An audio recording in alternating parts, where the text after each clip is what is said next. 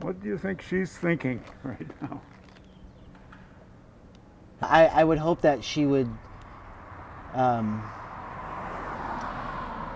be proud that her space is still being utilized, and that spirit of what she brought to this community goes forward.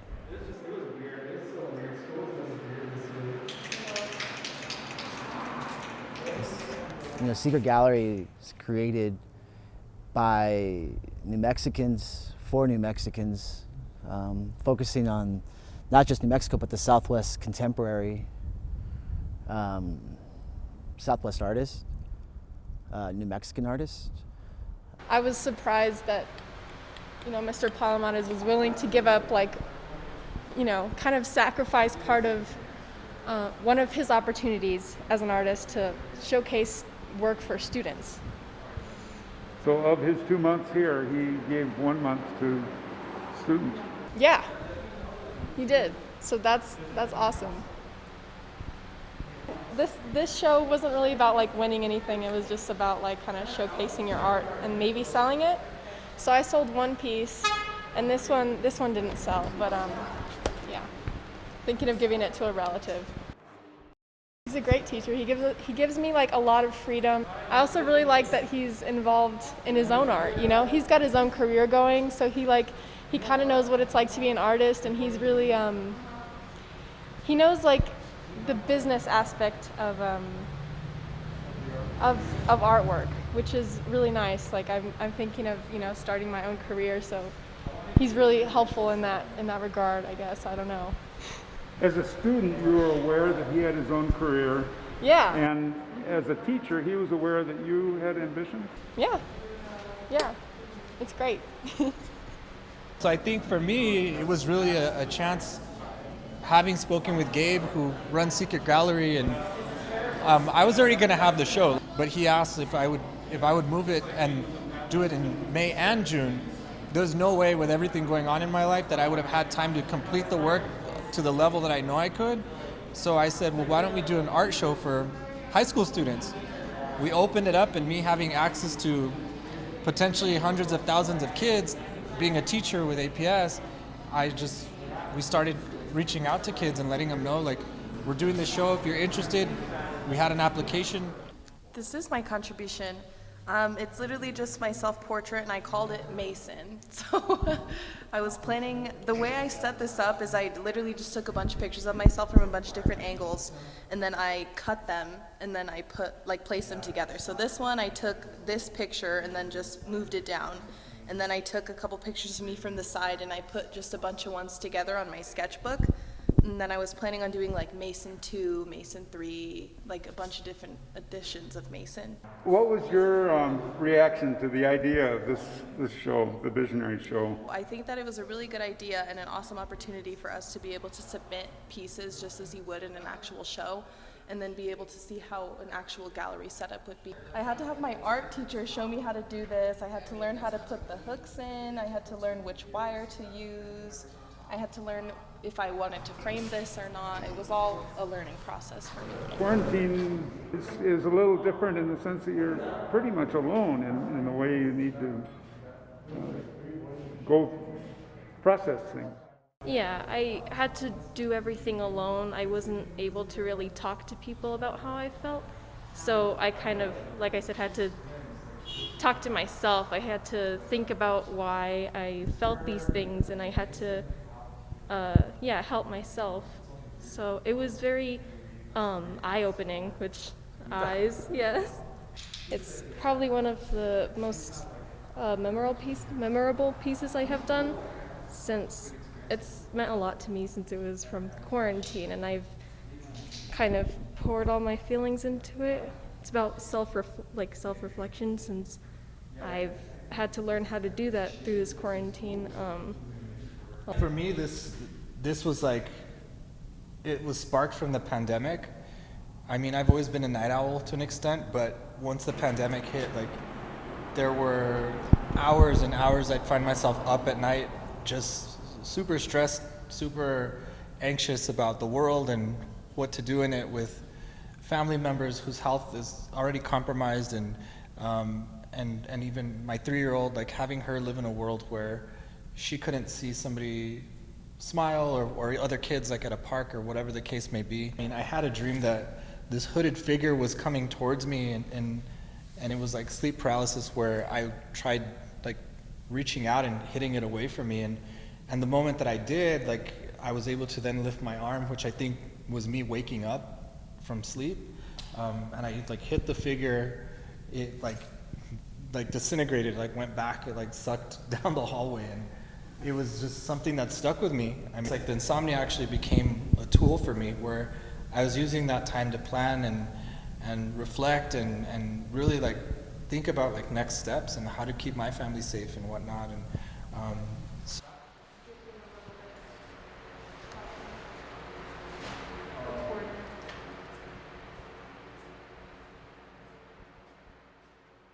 it got like, tons of publicity, a lot of people here. It's just really cool to be able to like share this with such a big audience. Yeah, it was an awesome opportunity for sure. Can you show the camera? Yeah. That's who. Oh yeah, that's me. Yeah, I have a mask on, but that's me. So that piece is the only piece in the whole Visionary show that got perfect scores across the board from every judge. I think, I could have done better though. To me, Ruppe Drug Store was where I went, and a lot of people in the neighborhood went to get advice from Maclovia. She was a mentor, and she was a dear, dear friend. We went there to be comforted when things weren't going well or we were upset about something. And we went there to learn from her. She had so much knowledge that, where so many people went there just to talk to her and listen to her and to watch her and hope that some of that great knowledge would rub off on you and you'd remember it, because that's kind of where I'm at now. I wish I remembered all those things she told me. Hello. This is Ruppe Drugs. This is Maclovia. Hi, Ralph. De vuelta. So I truly believe that Maclovia made me a better person, because she could talk to you so reasonably, and I was a lot younger then, and would get upset about different things and that kind of stuff, and she had experienced it all already, and so she could talk me out of a lot of things and into almost anything. Porque I love herbs. Cuando primero comencé a trabajar en la tienda de Ruppe, me convidaron y que viniera a trabajar. Así es que estaba el cuarto bien oscuro ahí atrás y me dijeron, estás encargada de las hierbas. Pues me fui para atrás con las hierbas y me enamoré.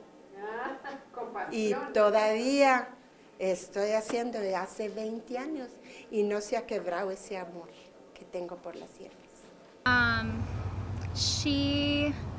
Her life took a lot of twists and turns, and so she made the best of whatever she had with whatever resources or situations she had. And I think that while it's not still an operating drugstore, pharmacy, or herbal store, it is still a place for the community to go and join. And so I think with that, she'd be really pleased to see that. I wish she could see it. Ten compasión, mi vida es tu vida, amor de los dos, tú me haces sufrir, ya lo pagarás, tú no tienes perdón.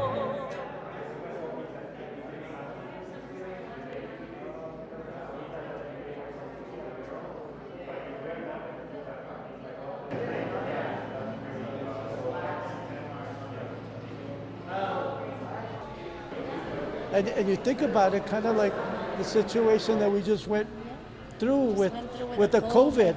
It's like, now that we're here talking to you, and that this is one of the very few times that we've been out in the public, and it's like you're coming out of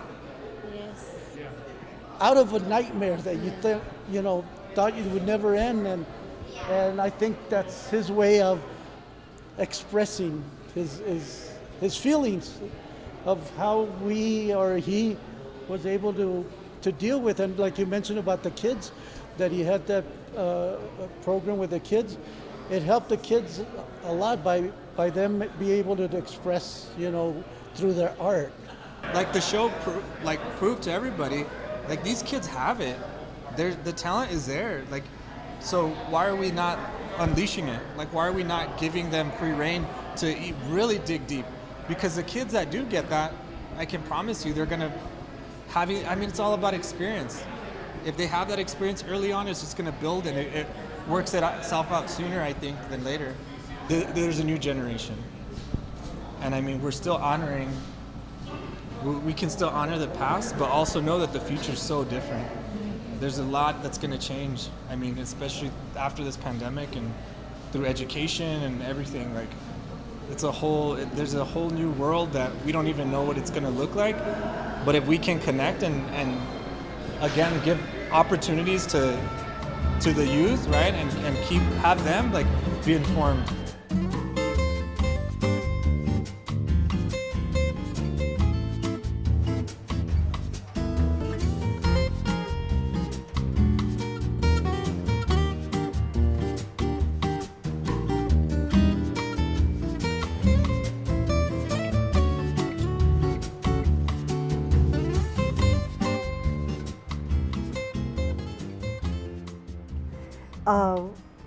She always said it wasn't about the money, that it's about being a part of the neighborhood, and it's about being a part of Albuquerque, and it's about doing the right thing for your customers, and your customers become, almost like family. So I've noticed over the last 20, since as long as I can remember, honestly, we export a lot of artists. And so having a platform like this gives artists a venue where they could have opportunities. Feedback I got when we set up the gallery in here was, why? You should set up a gallery in Nob Hill or Uptown or the Heights. It's gonna be more difficult if you do it there. And it just seems more, that may be true, but it's also more appropriate. We moved into this neighborhood in 2017. When we purchased the Orpheum building, which is our Albuquerque Homeownership Center. And so not long after that, we were approached by the Barelas Community Coalition. Maclovia's granddaughter Bernadette sat on the board at that time, and they approached us to see if we would purchase the building to help save the business. And so we agreed to it. But at the end of 2017, December, Maclovia passed. So we had to regroup and figure out what we were going to do with the building. We wanted to salvage the building it's a sacred space to the community, and we didn't want it to end up being torn down and turned into, I don't know, condos or, some kind of, commercial business that doesn't work with the community, basically. It has cultural significance in the neighborhood, and we wanted to be able to save it. To save the building, but also save the legacy of the Ruppe Drug Store. La gente que entra aquí son todas muy diferentes. Tenemos algunas muy ricas, muy pobres, y algunos que si no tienen suficiente dinero, sí le damos lo que necesitan. Y si algún día vienen y nos dicen, aquí está lo que te debo, y sí vienen. Cuando tienen el dinero, vienen para atrás y nos pagan lo que nos deben. La plática que tomamos, aunque no nos conozcamos, Ayer entró una chavala, y yo digo chavala porque era muy joven, con una niña, y entró con lágrimas, mira, hasta acá, hasta las rodillas llorando, y me dice que necesita esto y necesita lo otro, y yo nomás la abracé, y le dije, mira, no llores tanto, le dije, acá que ahí está Dios que te va a ayudar, le dije, así es que nomás dáselo a Dios y verás. Y sí, día después se fue muy contenta. Y me dejó su nombre de ella y de la niñita y del fiancé que tiene. Y lo puse ahí en el altar, porque en el altar pues hay muchas cosas que gente han dejado ahí, sus penas, sus amores, sus corajes, todo, sus oraciones. Y dejan todo ahí en el altar. ¿Puedo ver? Sí.